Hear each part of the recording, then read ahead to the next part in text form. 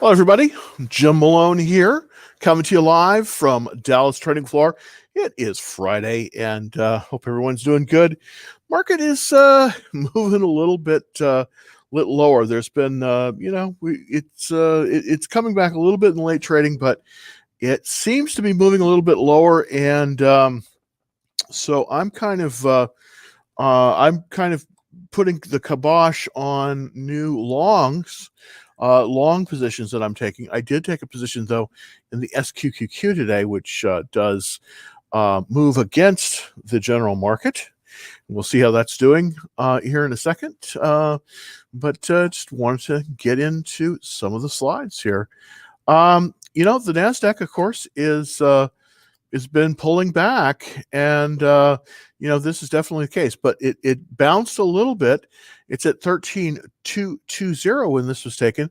The S&P was up, Dow Jones was off about 1%, and the volume is about even. So kind of a mixed bag here when it comes to that. It's just it's the market trend is under pressure. That's all we can say. Oh, there we go. There's the NASDAQ composite slide that I wanted to see. NASDAQ composite currently is at 13,237. It's up a little bit. It bounced a little bit. It moved almost down to the 1300 level, and then it bounced up. Really, the key level here, though, is this red line here. That's the key level. So it seems as if it's tested the 40-day line. The question is, will it go lower? My guess is it probably will, based on a number of factors. So here's what I've been doing. I'm more than 50% in cash. I'm more like about 85% in cash. And I am not really initiating any new positions. Now, I did put on a hedge today with one full position in the SQQQ. That's in the small portfolio. But that is a very temporary thing. And I will remove that if if it looks like the market direction is going to change. So that's a little bit of a hedge there. Also, we're the spider. It's pulled back, significantly. Currently, the key level here is about 380. It's at 382, so it's right above that level. It has basically tested, and it's moving higher. But the question is, can it keep going? There's one issue that I do think that is significant, and this is this huge volume spike that happened yesterday when it hit. So I do kind of expect this possibly to pull down lower, but we'll just have to see for Monday what's going to happen in terms of that. Just wanted to put up something that you might be of interest. This might be of interest to you. This is an article I saw. I thought it was very, very interesting. The question is, everybody is probably going to get a stimulus check, but the question is, how can you improve on that number? So basically, the stimulus amount, this is only if you're in the U.S., of course, will be calculated off your 2019 tax return. Now, I'm not a tax accountant, so this is not any. I have a total disclaimer on this, but I just thought this was very interesting. So you might want to take a look at this. I probably, basically, if you lost your job in 2020, you actually may qualify for a larger 2020 tax return if you file your taxes early. Now, you may not be able to do that, but if you can, this might result in a larger number than a larger number. So, basically, as long as your 2019 income tax return was below the phase out, and we don't know what that's going to be yet, then you should delay filing your 2020 return. So very common. If you lost your job this year, you may want to file your 2020 early. If you didn't, you might not want to. So it's kind of complicated, but this might help with getting a larger stimulus payment, because that looks like what's going to happen coming up here. So kind of interesting. Just want to show you my long positions currently. This is in the small portfolio, by the way. and I am basically long Ford, Halliburton, Rent-A-Center, Mosaic, and then I'm actually short because this is a, even though it says long up here, this is a shorting technique with the Pro Shares. So this gives you kind of an idea. I'm doing quite, it seems like Rent-A-Center is moving very nicely.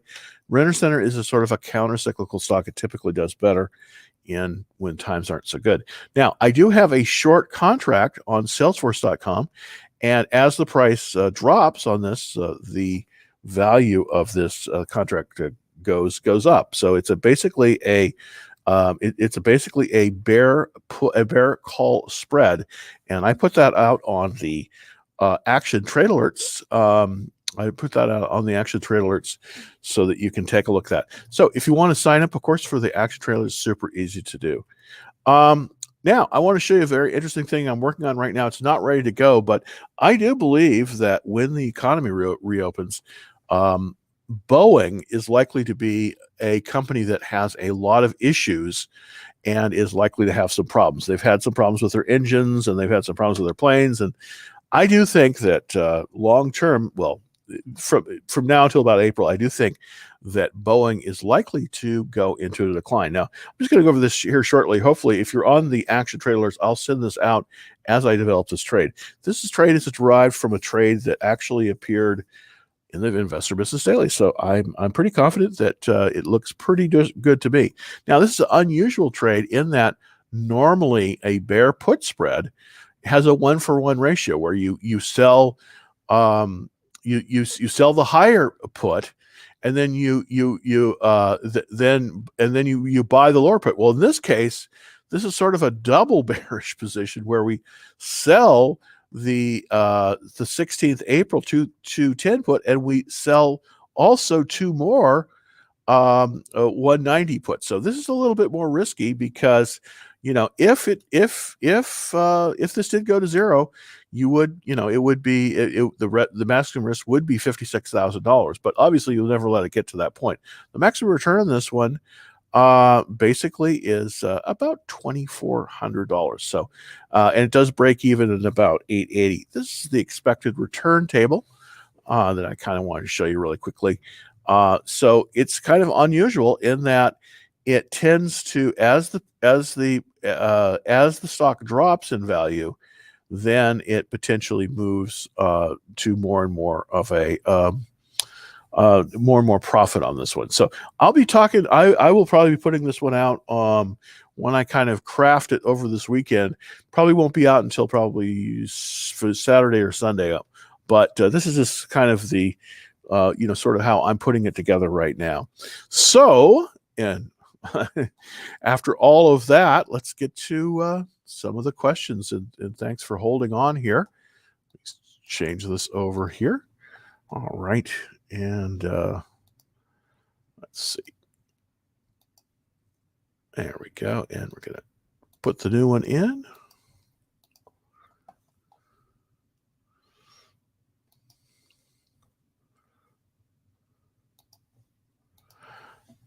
All right. There we go. All right. So let's take a look at the first question. Thanks for holding on here. Let's see. Let's look at Will. Is interested in CRM. Let's, because I do have a bull put spread on this one. I mean, a bear call spread. Excuse me, a bear call spread on this one. I am very interested in this one. So CRM, of course, is Salesforce, and Salesforce kind of, took a swan dive, unfortunately. Fortunate for me, I guess, but not for other people. This can be a problem in this kind of market. You have to be careful because even if they report good earnings, and Salesforce definitely did report good earnings. Their earnings were up 58%. Still, with all that, you would think that they would have done better, but that is not the case. There was quite a fall off. Let's see if we can zoom in on that. As you can see there, quite a fall off on the price. The relative strength line is down. That is not good. And so all in all, it looks like it the next stop on this potentially, is potentially this line here this two this 212 99 line. If it breaks through this lower resistance band here, then it's probably going to go lower. So I don't know. I suspect it's going to bounce right at about 213. That's going to be probably where I close my trade. Is if it gets to this level, then I will probably close the trade. So I do kind of expect a bounce there, but right now it's just been selling off pretty hard. And if you're down more than 30% on this one, I think that you ought to be a little bit careful because, as you can see, the industry rank has fallen significantly. There are 197 different sectors, and this one is 140. So the money is moving away from this computer software sector right now. So it may be a good idea, possibly, to consider selling at this point. If you're down 7%, you should definitely sell. But if you have a little profit in this one, it might not be a bad idea. Taking a look at the checklist, it does still meet the minimums on the checklist. I mean, I typically take anything 6 out of 9 or better on the O'Neill checklist, but this one definitely is there. So it still hasn't come back to that. But here's the thing: I don't currently think. It depends on how it reacts at this lower consolidation at 212.99. If it pulls below that on Monday, it's a definite sell signal. If you're down more than 7% right now, it's a sell signal too. So probably a good time to be looking to be a little bit more careful. Right now, it's not a very good time to be initiating new positions. It's just one of those things where because until the market returns to a uptrend, to a confirmed uptrend, I think we have to be extremely careful in terms of where we're initiating. And I'm literally not putting on any new positions until I get a kind of an all clear signal. So that's sort of where I'm looking at it. Now, this is a question on Toyota, which is a fantastic company. And by the way, they moved their North American headquarters here to Dallas, so it's kind of interesting. They were in Torrance for like 50 years, I think. And but anyways, they moved to Plano, Texas, and I'm just close to Plano here. As you can see with this chart, this is not an opportune time to be buying it, as we're in a little bit of a localized downtrend here, as you can see from the chart. I'm showing you the daily chart here. So let's kind of look over at the weekly chart to see kind of more of a high level view on this. We've definitely fallen down to we're at 148. It's got a relative strength of 37. The volume is increasing, and this is very interesting. So anytime we get that and this moves over the average volume, that is sort of beginning to look like a sell signal. Let's take a look to see. Yeah, it's not truly a sell signal yet on Toyota TM, but it's looking very much like there is a sell there's a lot of selling interest here, because if you have two red bars and they both kind of converge here in the middle, that can be something that you might want to be careful about. I do think we have a potential of it moving down to about 140, or possibly as low as the 200-day moving average here. That definitely could happen. So right now, you don't want to initiate any positions in Toyota. You just want to be extremely careful, and so you really have to be careful on this on the stock. It's not a buy.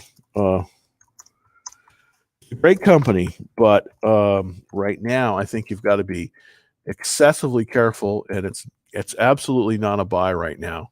So be very, very careful with Toyota Motor. If you're down more than 7%, I recommend probably selling and then possibly looking, if it pulls back more, then to buy it on the rebound. But I really, with Toyota here, I think you got to be very careful. and not you not be buying at this level, because I just think the market is under pressure, and we have a very we have a lot of potential for it moving lower. So thanks for the question. All right. Can you go over NNDM? Let's look at NNDM just real quick. NNDM is Nano Dimensions, and it is, unfortunately, it's kind of pulling back. Let me just kind of zoom in. I'm going to look at the weekly chart here first. This is the 3D printer company, and this is the weekly chart on it. Let's kind of go out to the monthly. I kind of want to get an idea for this. Yeah, this has been around for a long time, and as you can see, there's been increasing volume. There's been increasing volume over the years, but it looks as if at least this week, it's pulled back from about 18 to 15.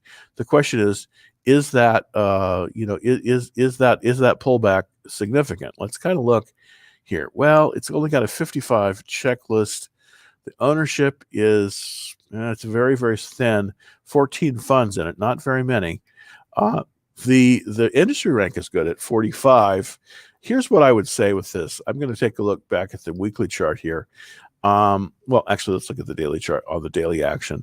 I just think that it doesn't. This might bounce at the 200-day line. That would be at $5, but does not look good right now.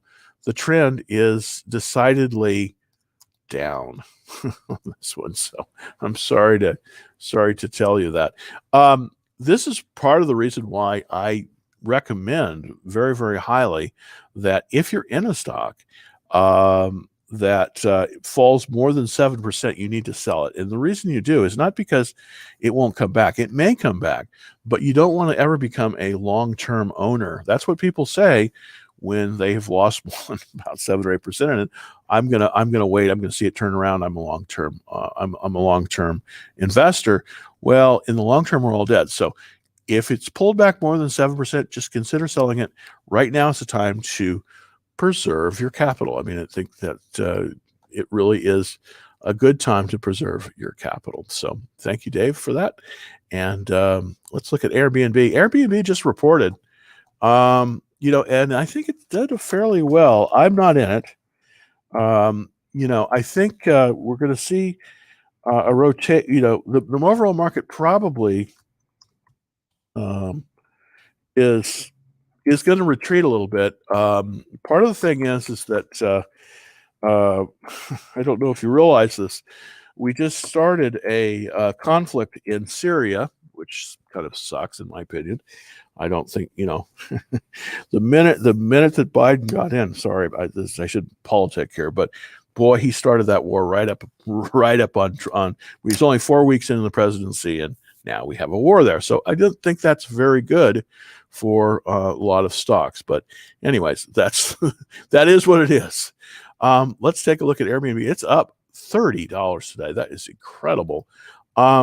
Let's see if I can give you any thoughts on it. That looks tremendous. I guess Airbnb is doing good. So just kind of look at the action here.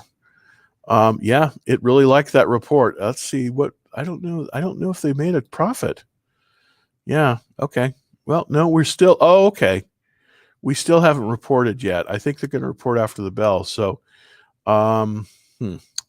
boy, I don't know. This is a little bit risky here. It has pulled up well above the 10-day line. It's a little bit extended.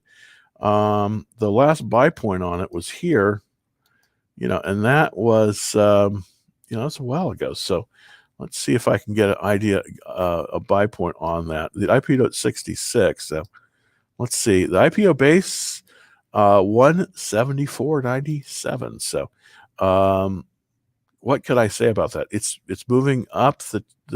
It's fallen below the 10-day line, but it's still well above the 21-day exponential. So that's looking pretty good. And this I do like this relative strength. Now the question is, when do they report? So let's see if I can get, I think they may have reported, or they reported tonight. So let me see if I can get some more information on that right now.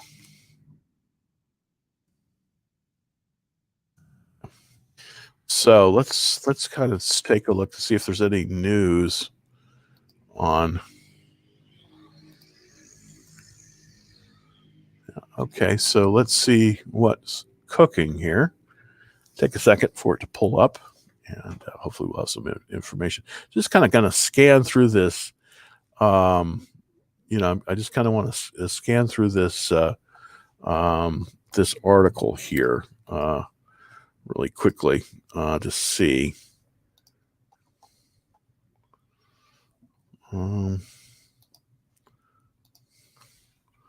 There we go. And let's kind of see what we have in terms of that. So, looking at the Airbnb. Johnson Johnson, Apple. Well, heck. Okay, Airbnb oh wow, look at that. Okay. In fast turn after posting a revenue late Thursday. Okay, vacation rental company. Better than expected gross bookings. Okay, well there you go. So this one might be the one that's bucking the trend. This one might, Airbnb may be the one that's going to pull it out. I probably wouldn't be in this one, but it's looking pretty good in terms of its in terms of the way it's going. Would I buy it at this level? Well, it's really too far extended for me. I wouldn't buy it probably above this blue zone here, which basically is right at about 180. So I'm going to take a wait see on this one myself. I'm not in Airbnb, but I would probably not be buying this one. But if you're in it, don't get out because you've made some good profit. Here's the thing: ratchet up your stop loss, and especially if you're in at some of these lower levels, you just kind of want to keep putting that stop loss up, and then eventually it's going to pull back to the 10-day line. But I would set my stop loss basically right at about the 10-day line, which is currently about 201. So that's where I would be looking to put my flag in the sand there at about 201. So if you're in it, I wouldn't recommend getting in it right now, but if you're in it, try to move that stop loss up about 201 is probably a very good level for that. So thanks for that one. Okay, is RCII still a buy? Okay, this is by the way, for Kyle, thank you for that. And by the way, thank you for those backgrounds, really nice. RCII is Rent-A-Center. And Rent-A-Center tends to do well in sort of some downturns, and it's been doing okay as of late. It's pulled up quite a bit, and unfortunately, it's a tough one to buy. It's a little bit extended, and that is a concern for me. So let's go to the weekly chart and take a look at Rent-A-Center to see if it will give us a place, kind of a place to buy. It's just, oh no, it's going to be tough to buy it. As you can see, this is where I have my stop loss in right here. Right about I have my stop loss in. And I'm going to reactivate that. Basically in at the 21 day line. That's an alert that I just reactivated there. Here's the thing on this. There really, unfortunately, is no good place to buy this because it's too far extended with safety. I mean, you could absolutely buy it, but it's going to be a little bit more difficult to buy it at this level. See if it pulls back. I think it might pull back.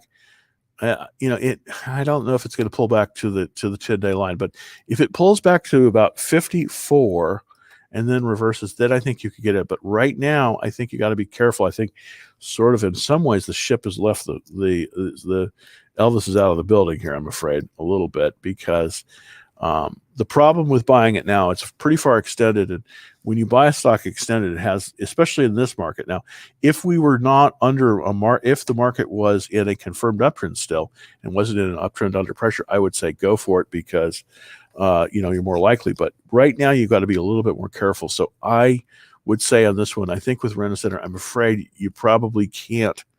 It's probably not a good time right at this moment.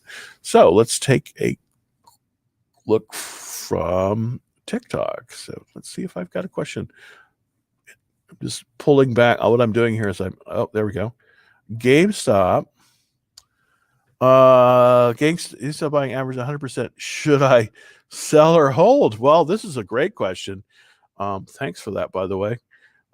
Thanks very much for that. For that question on GameStop, because I do think that GameStop is potentially one of the real stories. So let's go to GameStop, GME. Now, here's what I would do with GameStop. I never recommend selling right immediately. Now it's down. It's down a little bit today, about $6.40. Here's what I would recommend doing on this one. I would set my stop loss at about 100 right here. That's where I would sell it, because I do think it's going lower. As you can see, it had a little bit of a. This was the first climax top it had here, and then it had a secondary one. And of course, they're selling off. So this is probably going to go back down, probably to about the 21-day exponential. So let me zoom in on that a little bit to kind of see if we can get a little bit more detail on that, so we can get an idea. Let me just move it over here. There we go. So here's the thing. Right now, I think the place that you could defend your profit would be right at the 21-day right at the 21-day line. I wouldn't necessarily. I think that probably your best bet, though, is to put a stop loss in at about 100 or sell now, because I do think it's going to come down more, and I think it's going to come down to about the the $22 to maybe $30 range, because the short squeeze has ended, it looks like, based on this chart. So probably a good time to to be out of GameStop right now. This was a question from TikTok, so thank you for that. All right, so let's go to the next question, and that is basic GameStop getting hot again. Do you think tons of you know what I think with GameStop, I think we got to be very careful. The market direction has changed somewhat since just last week.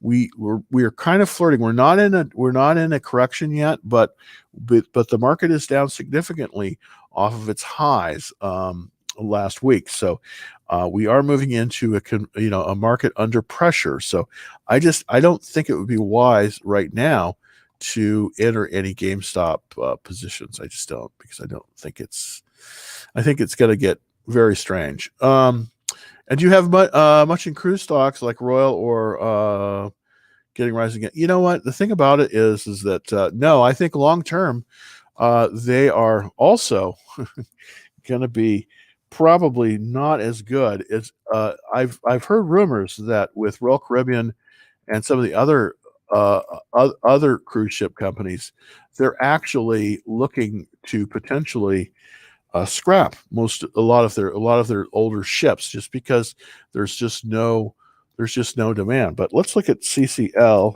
and that's Carnival. They're probably the big one in the group, and they've been rising up a little bit. I mean, it's not totally it's not totally a lost cause with Carnival, but it definitely is a situation where we do have the beginnings of a base here. The buy point on Carnival Cruise Lines is 24.38, but I probably wouldn't buy it, and the reason is I think we're going to see more pain in this industry right now. Right now we're looking at a 44 checklist, which is really not good enough to my way of thinking for to see that. So I don't think even though it does have a very good base formation here, I wouldn't probably be in this right now. Let's look at the ownership. We still have quite a long term of funds in this, 1,000 funds, but none of the really, really good funds are in it. As you can see, there's a blank here, so none of the really good funds are in it. This is it's a relatively good sector at 57, but I just would take a pass on it right now. I just think that there's a lot of other places that you could be that are better. It's got a relative strength of 64. It has had a lot of action. I mean, this is a cup, without handle pattern with a buy point at first stage at 24.38. So it potentially could hold higher, but I think it's going to create a handle here. And so again, I'm sounding such negative here. I'm not recommending anything, it seems like today, and I'm not only like that. So, but I just think you got to be a little bit careful here, and I just think it's it's going to be more difficult to to buy anything here. I don't see it, unfortunately. What do you think about mining Bitcoin? This is just wanted to kind of show everybody the screen here on for Bitcoin. Basically, here's the thing about mining Bitcoin. I don't know. I like Bitcoin, but I prefer the GBTC, the Grayscale Bitcoin Trust. That's sort of, I think that there's enough gold in the market to mine it at all times. So, but talking about that, let's look at the GBTC. This is how I hold Bitcoin. I'm currently out of this, but this is a interesting. This is a very interesting exchange traded fund, and what it does is, of course, it holds about 4% of the world's Bitcoin, but it's completely exchange tradable. So you can put this in IRAs and all that other kind of stuff. That's why I kind of really like this. I do kind of like this this way of doing things with the Grayscale. It's pulled back. It's down 6% today. This is just an overall general weakness in the market. One of the things that kind of started, I think, this slide was the fact that the interest rates have started to move up. This is gonna disfavor Bitcoin a little bit, at least in the near term, and also we're seeing more. We're just seeing a pullback in the market in general. We're seeing a rotation out of some of the tech stocks into some of the cyclical stocks. And the reason that's happening is because with interest rates actually now, some of these treasury bonds paying some money, they were paying almost nothing, zero, that it looks as if there's going to be a little bit of a movement away from some of the growth stocks, which also pay nothing, and everything is based on their price action. So I do think that for Bitcoin, at least for the time being, let's wait on this one. Again, here I am, Mr. Wait, wait guy. But I do think that we are coming up on a potential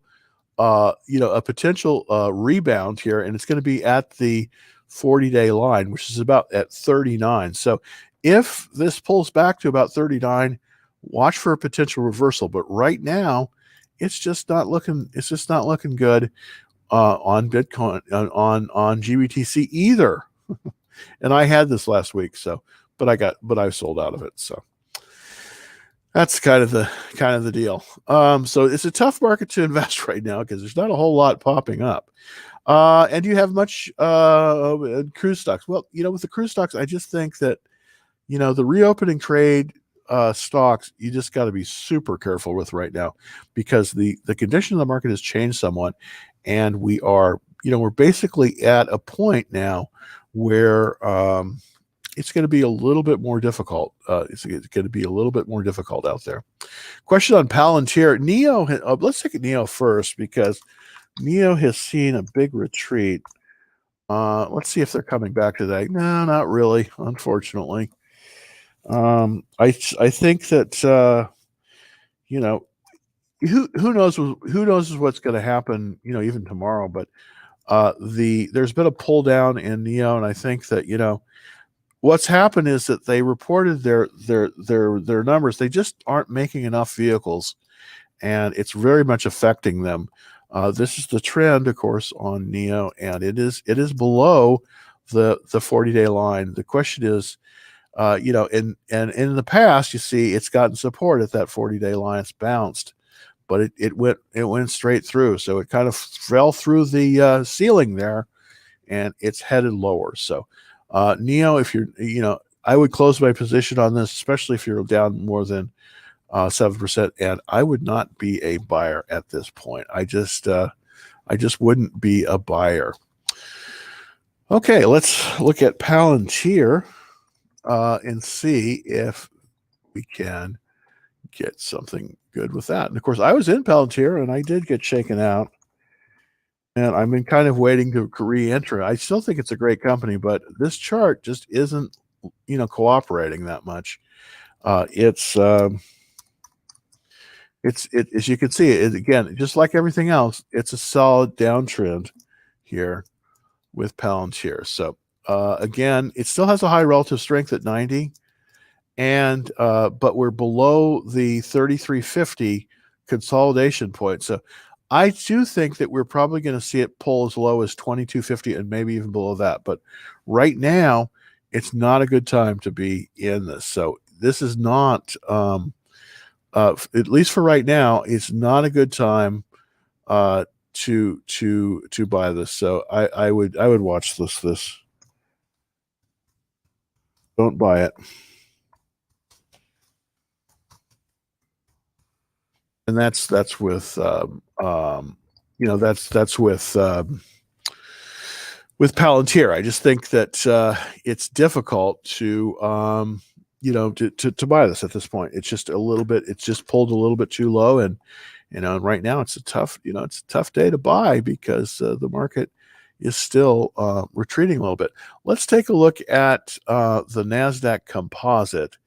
I just kind of want to see how that's trading off of the. Yeah, okay. It's pulled back up a little bit. This is really key in terms of what we're seeing. Basically, the reason for my concern, this is the entire NASDAQ, is that as long as it's trending, it's above this green line here, then we're in a situation where we're still accumulating in the NASDAQ stocks. When it starts to fall below, and especially if it falls below the 40-day line, if it falls decisively below this 40-day line and to the 200 line, we will be in correction. The correction is from about here to here. That's where the correction will be if it happens. Now, hopefully it won't happen, but we are in a market trend under pressure. And the reason we are is because you can see, it's tested and bounced, and it looks like it's testing, and hopefully it'll bounce higher. But right now it's still kind of in a place where we might see a retreat of 10% or more. So this is one of the reasons why I think you have to have a lot of more caution right now in the market. It just seems like it's doing that. Okay, this is another question with CLF and Cleveland Cliffs. I did have a bear call spread. A bear put spread on this one. I got lucky on this one. It worked out for me. I did close it, but unfortunately they just didn't make their number. CLF is this. Yeah, there we go. Yeah, and it's just continuing to move lower and lower and lower. So when it falls below the 40-day line, this red line here, I'm usually out because that could be a problem. I did close my position. Again, I did not actually own the underlying stock on this one. I had a bear call. I had a bear put spread, which is very unusual, that I did close, and I made a little profit. But I probably could have made more profit had I had it a little bit different. But right now it still has a good relative strength, but again, I don't think this one. Again, I think this is pulling back, and it's probably going to pull back hard. Let's see if the checklist. Well, it's still a 66 checklist. The ownership is quite good, and the industry and sector is better. I mean, it's 7. So even the really bad, even really good sectors, some of them are not performing as well. So if you're down more than 7% on this one, I think you got to be potentially pulling up stakes, because it does not, at least for right now, it appears to be kind of the direction that it's going. Okay, so happy Friday. Thank you. Oh, that's Peltier and Blink. Let's look at Blink. I've been out of Blink now for a little over a week. It got a little bit weak on me, and then I just had to kind of pull the plug. I do think that potentially this one will bounce back, but right now it's definitely pulled lower. I mean, my key signal here was when it dropped below the 21-day line. And typically, I mean, what I'll do is I'll let it test, and then what I do is I'll set the stop loss at the bottom of the test, and if it pulls below that, boom, I'm out with my stop loss. So unfortunately, that is the case here. I do think it may recover, but there's been a lot of weakness in Tesla. And that kind of is an important stock, because even though they're not the only EV maker out there, that's one of the reasons I have a position in Ford, is they're one of the most significant ones. So they did, companies like Blank Charging tend to trade similarly to that. But let's take a look. Yeah, okay, this is a very interesting chart. Just had to pull this over. This is a Tesla chart here, and this is very interesting. We're continuing to see weakness. I think we may pull down into 600 on this. This might, if this happens, this might provide a very, very good buying opportunity. But at least right now, it is not. And so, again, basically a little over a week ago, I sold all my Tesla stock, and I had it in 3 portfolios. So, I'm kind of waiting for it to rebound. I definitely think it will rebound, because I do think that there's a lot of things long term. They're going to sell a lot of cars. And but one of the other things is that when there are more tax credits for electric vehicles, they along with GM and Tesla will probably benefit the most from that, and that's very likely to happen, as there are a lot of people that are interested in promoting the electrical vehicle industry. So I'm not giving up on Tesla. I just think it's going to correct and probably move lower, at least for a while. So and that's the reason I talked about in terms of Blink is because Blink has the charging stations, and of course the other manufacturers besides Tesla are going to have to use charging stations like that. But I still think that I'm still bullish on Blink. I'm just out of the stock. Anytime a stock falls, what I do is I keep pushing up my stop loss. If it pulls back, I'm typically will sell out, and then I'll put it on the watch list, and then hopefully it'll come back to a point where there's a good place to buy it. Okay, let's see. CCIV, Neo, Tesla, Xpeng. Now, right now, I just don't think it's a good time to be. I think that the EV. I'm not saying the EVs were last year. They definitely, they definitely are going forward. But I just think that stocks have their season. They don't go up. It's not normal for a stock to go up 5-10% a week. So, and that's sort of what happened with. with Tesla last year. Thank goodness I was in it. But when they start to pull back, sometimes they don't come. They just don't come down. They come down and then they wait a little bit of time. I think that you got to be careful with Xpeng. Xpeng has issues in terms of making enough cars. Neo also is fairly weak in this market now. That we may see an upturn, but right now all of those stocks basically follow Tesla. So if Tesla is pulling back, you don't want to be in any of those other stocks either. Okay. Question. And you prefer Ford over GM? Well, I'm not in terms of what they make. I actually like what GM makes more than Ford does, but Ford presented an opportunity, and I may be totally all wet on this one, presented an opportunity because it moved above a very key level, and I want to show you that. And so I basically bought it almost totally off of the chart here. That's why I did. I was in GM before, and I tried to hang around with GM, but I got shaken out. Now I may have been wrong. I bought it right as it pulled above the 12, 15, 14 level on this day, thinking that we have a breakout. But it looks like we're still above the 10-day line. I've got my line in the sand right here at the 21-day line. That's the 21-day exponential. That's this green line here. And that is basically, and give you the price on that. That is, track the price. And my stop loss is set right pretty much at that level, which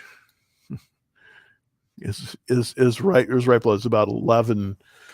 About 11:20. So I may be out soon on this one, but I do prefer Ford right now just because of the way it's set up. But let's look at GM. GM is a more powerful stock than Ford, and it does seem to be responding better.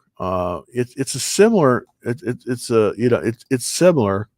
in terms of its chart. It's pulled below the 21-day line, but it looks like it's getting some support at the 40-day line. So, the buy point on this one, of course, is 46.71. So let me go back to the Ford chart. I kind of look. Yeah, see Ford. And this is the reason I prefer Ford totally on a technical basis more than GM, is that it's much further above the 40-day moving average. So I do believe that at least in the short term, this one is performing a little bit better than General Motors. So that's the reason why I like it. But they're both kind of similar.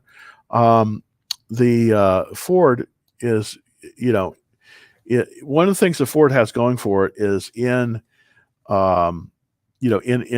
once the market starts to reopen, one of the first things that will do very well, I believe, is motor vehicles. And Ford has the number one selling motor vehicle, at least in North America. That's the Ford F-150, which has been the number one for I think 50 years or something, a long time. So I do think that they have, at least based on the technicals and the distance from the 40-day line, they're very close. But I do like Ford, at least right now, a little bit better because it's a little bit further away from that 40-day line. And even though it's a cheaper stock, I think typically I don't like cheaper stocks, but even though it's a cheaper stock, I think that it's performing a little bit better. All right. Thanks, Adam. Any hope for Amazon to recover to the 19th? Down 80%. Ouch. Let's look at Amazon. This is what I'm talking about in terms of the movement out of a sector into other sectors.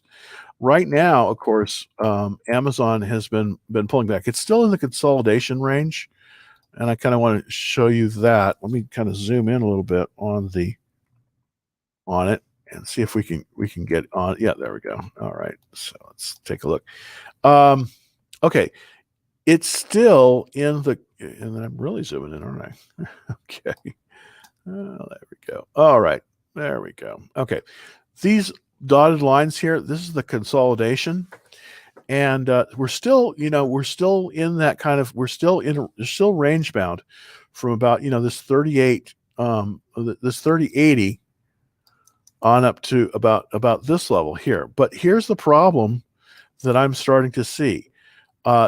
We may see a reversal off, and it looks like we might have one. We may have a reversal off of the 200-day moving average. That's this line right here. This black line. Oops. Let's see if we can get that over there. Okay. Probably have it zoomed in a little bit too much, but this should be able, you should be able to see this.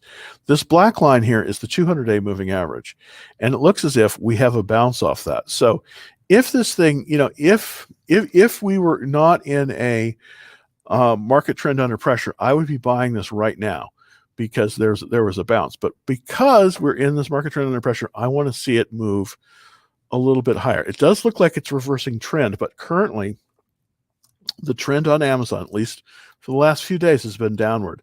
Can we buy it at this level? I think it's a little bit risky. I think we want to wait possibly until it's moved it's moved up somewhat, and then it possibly could be bought on the rebound. But right now, there is a potential that this will recover, because it does look like it potentially is making a it does look like it's making a rebound. So let me get back to the 100% chart here.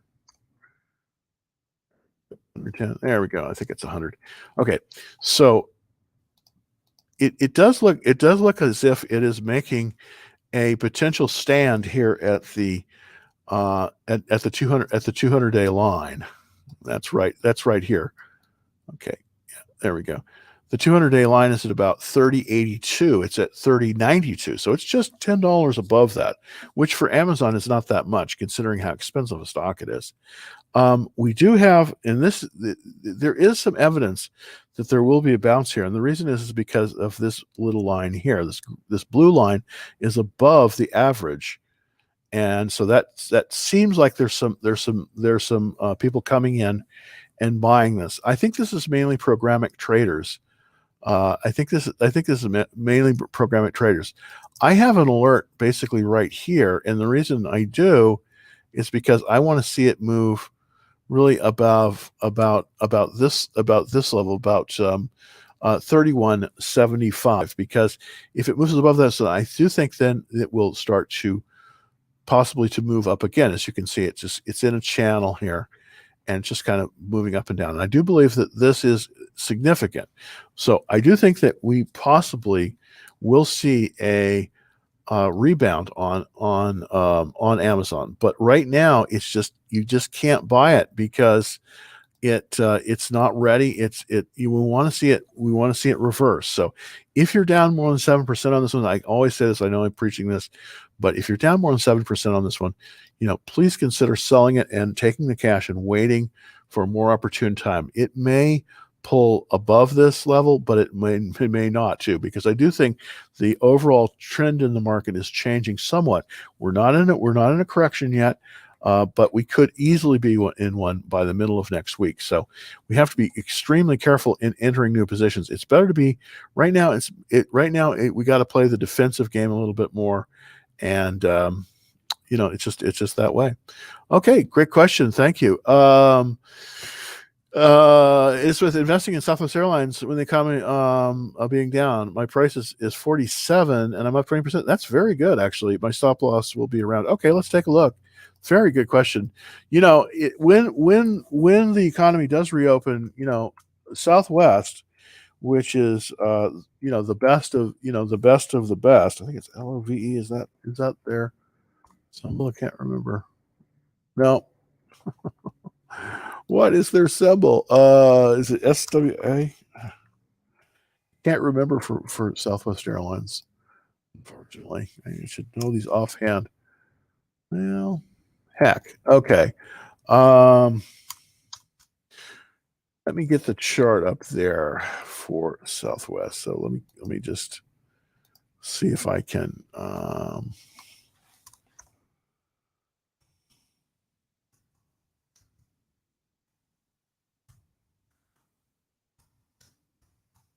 What I'm doing right now is I am looking up the symbol LUV, but I put the E on it, and it's LUV. Yeah, okay, LUV.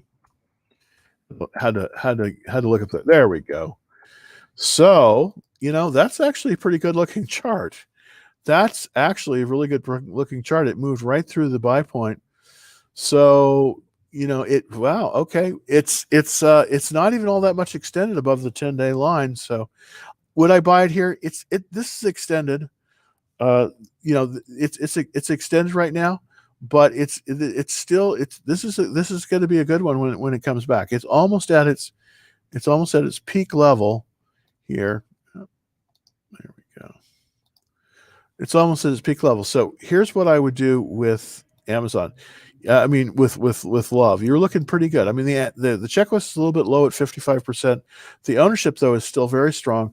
1,512 funds in it, so that's very, very good. The industry sector is definitely improving, and this is going to be, this is one of the things, and I do think that there is going to be rotation from some of the techs into these kind of things on the reopened economy. Southwest is probably at the top of the list in terms of its return to profitability. So here's what I would say with this. So, my price is 46.7. So let's kind of take a look. Okay, that's good actually. Boy, you definitely, this was a very, very good move, by the way. And I probably should have been looking at this one, because here's the thing. And I'm just going to show you the chart on this one. Let's move in a little bit. Yeah, this, by the way, this was a very good oops, a little bit more. Yeah, it's kind of,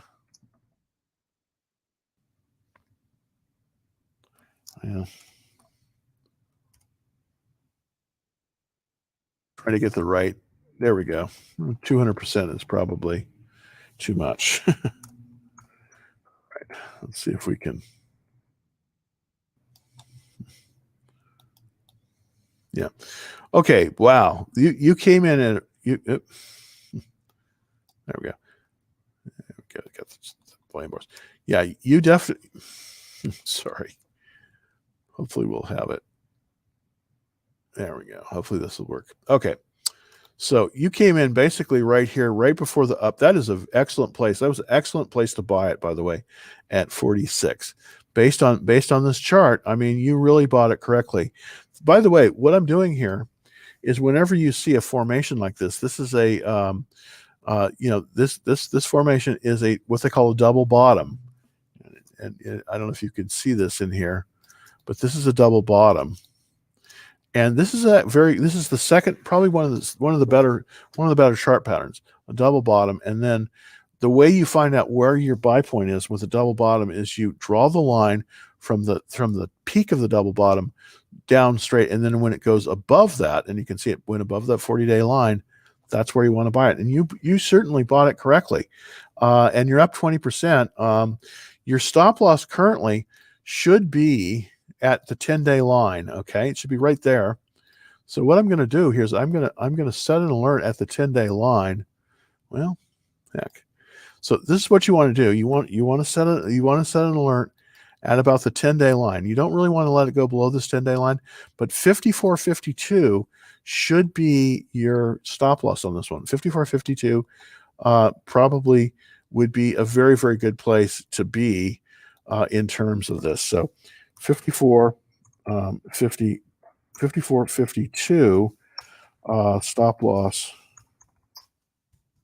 on LUV at the 10-day line. So if I was in it as well as you were, and you've done a terrific job here, this is an excellent, you bought it at an excellent place. You definitely got this pop, very, very nice. But here's where I would be putting my stop loss, is right at the 10-day line, right here, because it is pulling back a little bit. I don't think it's going to fall. I think it's going to probably reverse based on this. But I think you want to put your stop loss at the 10-day line, and then as the 10-day line, as it moves, further and further, you're going to move that 10-day line up a little bit. But excellent. You really made a good buy on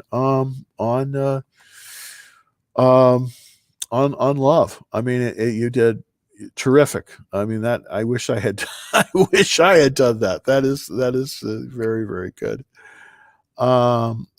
Okay, Bitcoin at 55.90.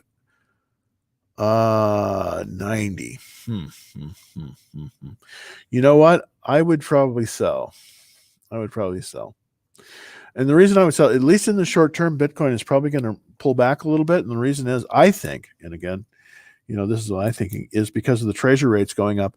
I do think, unfortunately, that our treasury is very anti-Bitcoin.